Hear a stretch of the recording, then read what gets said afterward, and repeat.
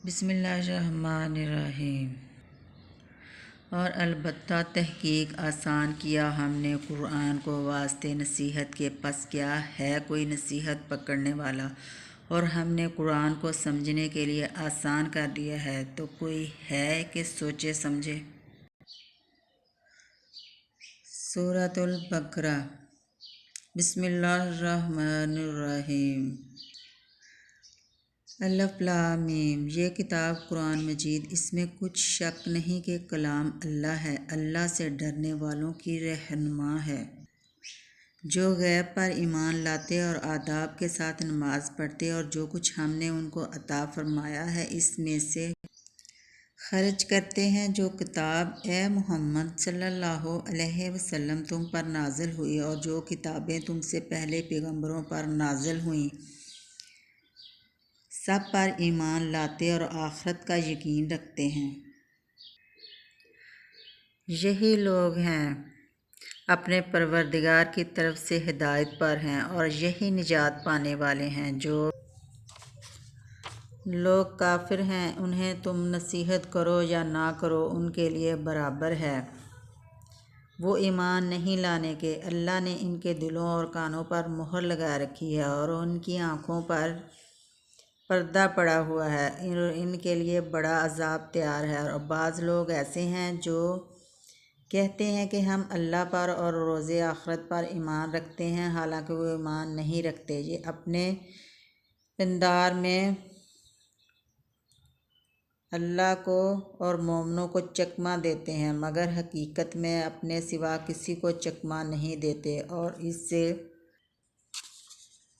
बेखबर हैं। इनके दिलों में कुफर का मरज़ था, अल्लाह ने इनका मरज़ और ज़्यादा कर दिया और इनके झूठ बोलने के सबब उनको दुख देने वाला अज़ाब होगा। और जब उनसे कहा जाता है कि ज़मीन में फ़साद ना डालो, तो कहते हैं हम तो इस्लाह करने वाले हैं। देखो ये बिलाशुबा मुफसिद हैं,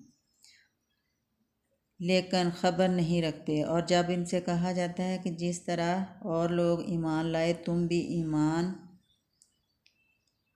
ले आओ, तो कहते हैं भला जिस तरह बेवकूफ़ ईमान लाए हैं उसी तरह हम भी ईमान ले आएँ। सुन लो कि यही बेवकूफ़ हैं, लेकिन नहीं जानते। और ये लोग जब मोमनों से मिलते हैं तो कहते हैं कि हम ईमान ले आए हैं, और जब अपने शैतानों में जाते हैं तो उनसे कहते हैं कि हम तुम्हारे साथ हैं। और पैरवाने मोहम्मद सल्लल्लाहु अलैहि वसल्लम से तो हम हंसी किया करते हैं। इन मुनाफिकों से अल्लाह हंसी करता है और उन्हें मोहलत दिया जाता है कि शरारत और सरकशी में पड़े बहक रहे हैं। ये वो लोग हैं जिन्होंने हिदायत छोड़कर गुमराही खरीदी, तो ना तो उनकी तिजारत ही ने कुछ नफ़ा दिया और ना वो हिदायत याब ही हुए। उनकी मिसाल उस शख्स की सी है जिसने शब तारीक में आग जलाई। जब आग से उनके इर्द गिर्द की चीज़ें रोशन की तो अल्लाह ने उन लोगों की रोशनी ज़ाइल कर दी और उनको अंधेरे में छोड़ दिया कि कुछ नहीं देखते। ये बहरे हैं, गूंगे हैं, अंधे हैं, किसी तरह सीधे रास्ते की तरफ लौट ही नहीं सकते। या उनकी मिसाल में की सी है कि आसमान से बरस रहा हो, उसमें अंधेरे पर अंधेरा छा रहा हो और बादल गरज रहा हो, बिजली कौंध रही हो, तो ये कड़क से डर कर मौत के खौफ से कानों में उंगलियां दे लें। और अल्लाह काफरों को हर तरफ से घेरे हुए है। करीब है कि बिजली की चमक इनकी आँखों की बसारत को उचक ले जाए। जब बिजली चमकती और उन पर रोशनी डालती है तो इसमें चल पड़ते हैं, और जब अंधेरा हो जाता है तो खड़े के खड़े रह जाते हैं। और अगर अल्लाह चाहता तो इनके कानों की सुनवाई और आँखों की बीनाई दोनों को ज़ाइल कर देता। बिलाशुबा अल्लाह हर चीज़ पर कादिर है। लोगो अपने परवरदिगार की इबादत करो जिसने तुमको और तुमसे पहले लोगों को पैदा किया ताकि तुम उसके अजाब से बचो, जिसने तुम्हारे लिए ज़मीन को बिछौना और आसमान को छत बनाया, और आसमान से मैं बरसाकर तुम्हारे खाने के लिए इनवाओ अक़साम के मेवे पैदा किए। बस किसी को अल्लाह का हमसर ना बनाओ, और तुम जानते तो हो। और अगर तुम को इस किताब में जो हमने अपने बंदे मोहम्मद अरबी सल्लल्लाहु अलैहि वसल्लम पर नाज़िल फरमाई है कुछ शक हो, तो इसी तरह की एक सूरत तुम भी बना लाओ, और अल्लाह के सिवा जो तुम्हारे मददगार हों उनको भी बुला लो। और अगर तुम सच्चे हो, लेकिन अगर ऐसा ना कर सको और हरगिज़ नहीं कर सकोगे, तो उस आग से डरो जिसका ईंधन आदमी और पत्थर होंगे, और जो काफिरों के लिए तैयार की गई है। और जो लोग ईमान लाए और नेक अमल करते रहे, इनको खुशखबरी सुना दो कि इनके लिए नेमत के बाग हैं जिनके नीचे नहरें बह रही हैं। जब इन्हें इनमें से किसी किस्म का मेवा खाने को दिया जाएगा तो कहेंगे ये तो वही है जो हमको पहले दिया गया था, और उनको एक दूसरे के हमशक्ल मेवे दिए जाएंगे, और वहाँ उनके लिए पाक बीवियाँ होंगी, और वो बहिश्तों में हमेशा रहेंगे। अल्लाह इससे आर नहीं करता कि मच्छर या इससे बढ़कर किसी चीज़ मसलन मक्खी मकड़ी वगैरह की मिसाल बयान फरमाए। जो मोमन हैं वो यकीन करते हैं कि वो इनके परवरदिगार की तरफ से सच है, और जो काफिर हैं वो कहते हैं कि इस मिसाल से अल्लाह की मुराद ही क्या है। इससे अल्लाह बहुतों को गुमराह करता है और बहुतों को हदायत बख्शता है, और गुमराह भी करता है तो नाफरमानों ही को, जो अल्लाह के इकरार को मजबूत करने के बाद तोड़ देते हैं, और जिस चीज़ यानी रिश्ता कराबत के जोड़े रखने का अल्लाह ने हुक्म दिया है इसको कता किए डालते हैं, और ज़मीन में ख़राबी करते हैं। यही लोग नुकसान उठाने वाले हैं। काफिरो, तुम अल्लाह से क्यों कर मुनकर हो सकते हो।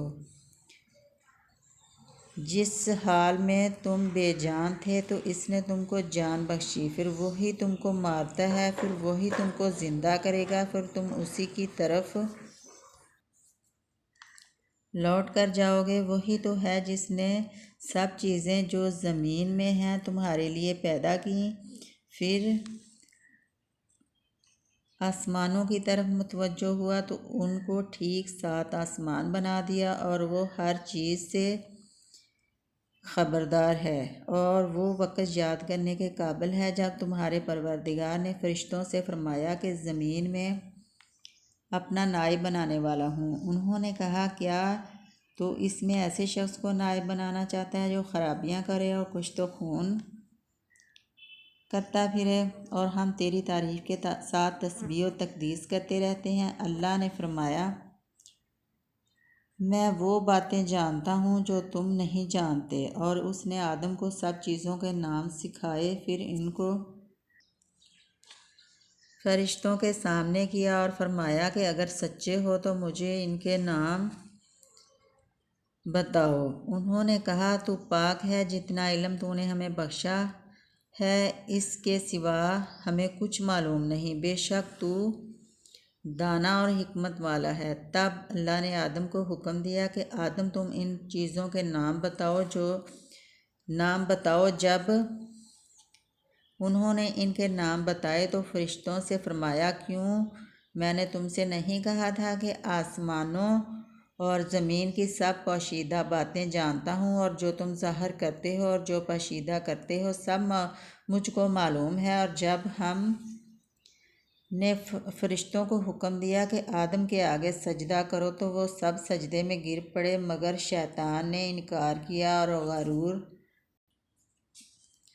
में आकर काफिर बन गया। और हमने कहा कि ए आदम, तुम और तुम्हारी बीवी बहिश्त में रहो और जहाँ से चाहो बेरोक टोक खाओ पियो, लेकिन इस दरख्त के पास ना जाना, नहीं तो तुम जालमों में हो जाओगे। फिर शैतान ने दोनों को वहाँ से फुसला दिया और जिस ऐशो निशात में थे इससे निकलवा दिया।